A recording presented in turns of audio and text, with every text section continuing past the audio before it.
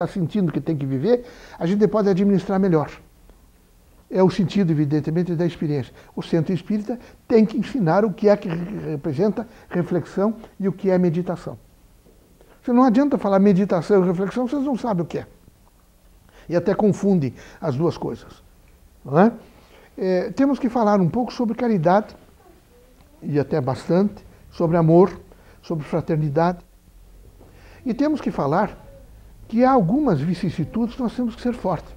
Quando o Stalin tomou o poder na Rússia, ele disse imediatamente: eu não quero mais saber de prostituição. Prendam as prostitutas e até sacrifiquem, se for preciso. Impiedosamente. Vocês conhecem que há países, os países árabes são violentos com a mulher prostituta. Algumas perdem o braço, outras a parte genital é queimada. É uma coisa bárbara, realmente. Mas acabou a prostituição? Nunca.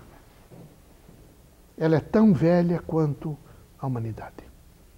Stalin fez tudo. Aí, passado um tempo, de tudo com proibição, prostíbulos fechados, mulheres presas nas ruas, mas pouca educação sobre isso. Aí começaram a ver mulheres com um roupão enorme. Aquilo era uma roupa que tomava conta nos metrôs. E qual foi a surpresa? É que os homens entravam embaixo daquela roupa. A prostituição continuava tudo igual. Não muda nesse sentido sem educação. A gente tem que pensar nível de educação. A gente só muda com conhecimento, portanto, com educação. Tem que, no centro espírita, nesse século XXI, alcançar o processo de aprendizagem. A gente tem que fazer esse processo de aprendizagem. E com isso a gente tem que usar outras pessoas. Tem que chamar pessoas da comunidade. Tem que dizer: o que você pode me ajudar? O que você pode fazer? O que você gostaria de fazer? Qual é a experiência que você pode dar para essas pessoas mais moças? Então, nesse trabalho consecutivo, prospectivo, nesse trabalho interativo, era preciso que a gente tivesse sempre coragem. A gente tem que ter muita coragem. A gente não pode ser decadente, a cada esquina com o pé quebrado. Não. A gente tem que ser muito forte, não é? Para saber administrar, aconteça o que acontecer. Aconteça o que acontecer. Não é? Centro espírita não é casa louco, aonde exercício mediúnico começa a dar murro em mesa, quebrar e fazer não sei o quê, porque é um espírito manifestante. E isto é animismo. E é preciso que a gente acabe essas loucuras. Não é? Um dia um professor, colega meu, lá da área, eu atendia a área médica, e professor doutor em psiquiatria, e ele disse: eu não acredito que o senhor seja espírita, doutor. Por quê?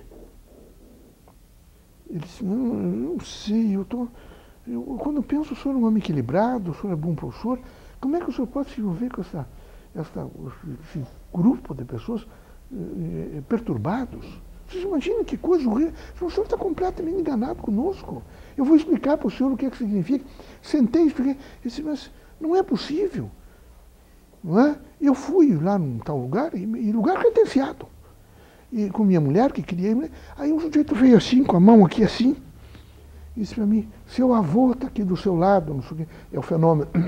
Os médiuns alcançaram rapidamente. Todos nós temos um estado de poder.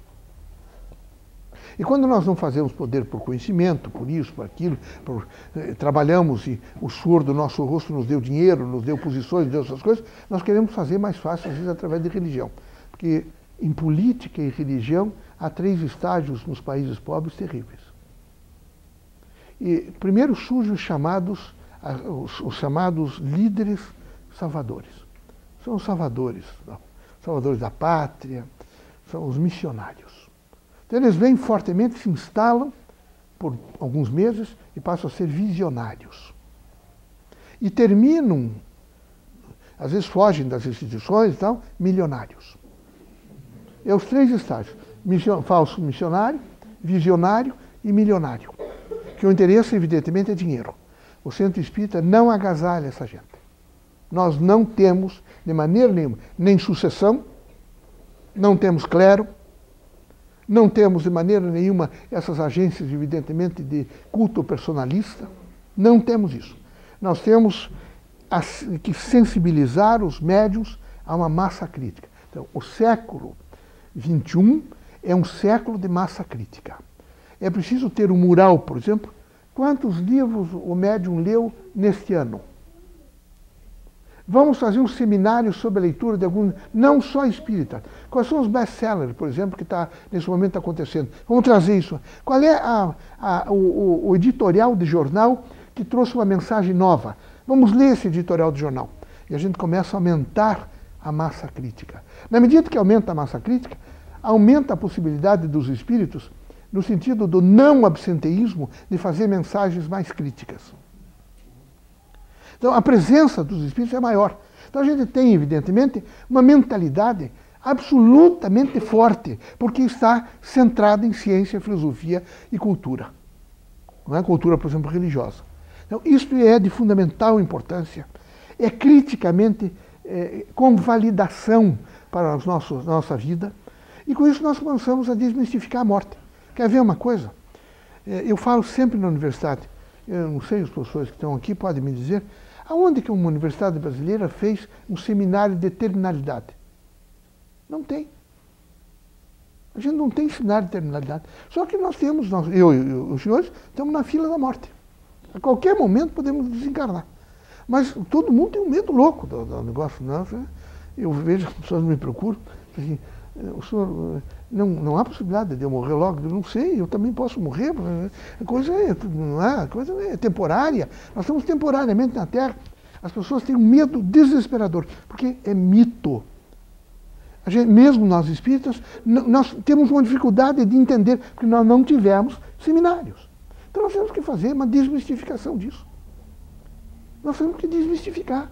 Nós temos que, nesse momento, começar a dizer que nós acreditamos na vida eterna, não é? Nós acreditamos na vida pós-morte, que nós acreditamos na eternidade, que nós acreditamos no processo reencarnatório, porque os fundamentos do doutrinário espírita é assim: Deus como fundamento do fundamento da vida, Cristo como fundamento, o grande mestre, nosso irmão, que veio para nos ensinar através da renúncia e do amor. Quer dizer, a gente renuncia e assume a faculdade do amor, e que tem o poder iluminador. O processo do livre-arbítrio, e por isso nós não podemos utilizar o processo de culpa, não. Nós temos que sensibilizar a liberdade com responsabilidade, cada um fazer e aguentar aquilo que fez. Pensamento livre. Bom, nós temos o processo reencarnatório, que é universal, é um instituto universal, e que não é uma brincadeira de ficar dizendo que fulano reencarnou, que não sei o que mais. Nós ainda não resolvemos alguns problemas. Por exemplo, os descendentes afro-brasileiros, os negros reencarnados, eles mantêm no perispírito a cor negra? Nós temos pouca literatura. Nós temos consciência de que não há, entre a reencarnação, taxação ou predestinação no sentido de homem e mulher? Que não se é sempre nem homem, não se é sempre mulher? Nós já resolvemos isso? Não. Nós já resolvemos o problema de tem determinismo para viver 20 anos, 40 anos, 60 anos, 70 anos. O que é viver aqui? Não temos ainda. Temos pouca literatura sobre isso. Então, nós temos um mundo literário para fazer. Temos que escrever mais sobre isso. Esse curso de teologia espírita, ele está levantando monografias. E está nos ajudando muito, porque essas monografias vão, nesse momento, contribuir para esse terceiro milênio. Nós vamos começar, quem sabe, a descobrir, porque daí é científico, com literatura, com fundamentação, evidentemente, bibliográfica, e com isso a gente vai poder ler coisas importantes. E quem sabe fazer juízo crítico sobre isso. Então, nessa relação, evidentemente, a gente tem que ter um pouco de conhecimento sobre a compulsão do desencarne.